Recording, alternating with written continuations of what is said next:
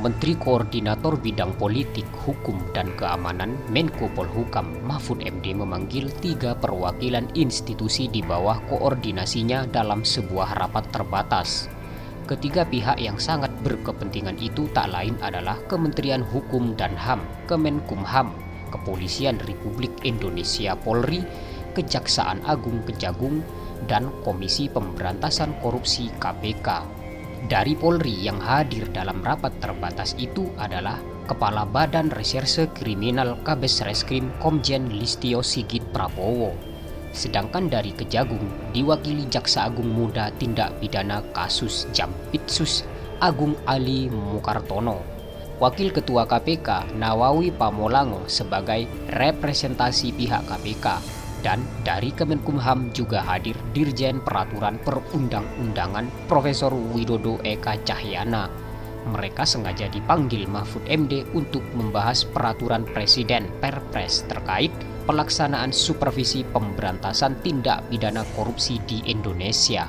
Salah satunya terkait dengan kasus Joko Chandra dan Jaksa Pinangki. Mahfud menjelaskan bahwa KPK bisa memberikan pandangan dan juga diundang hadir untuk sebuah ekspos perkara yang sedang ditangani.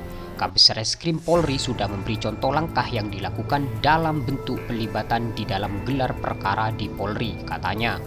Nah, Kejaksaan Agung juga sudah diberitahu bahwa dia terbuka dalam rangka supervisi.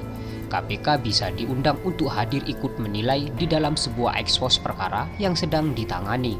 Di situ nanti KPK bisa menyatakan pandangannya. Apakah ini sudah oke, profesional, atau harus diambil alih? Kan nanti KPK sendiri bisa ikut di situ, imbuhnya secara tegas. Dalam Perpres itu disebutkan KPK berwenang mengambil alih tindak pidana korupsi yang sedang ditangani Kejagung dan Polri dalam rangka supervisi. Jika memenuhi syarat-syarat tertentu, tak lama lagi Perpres itu akan segera disampaikan oleh Presiden Joko Widodo untuk diundangkan.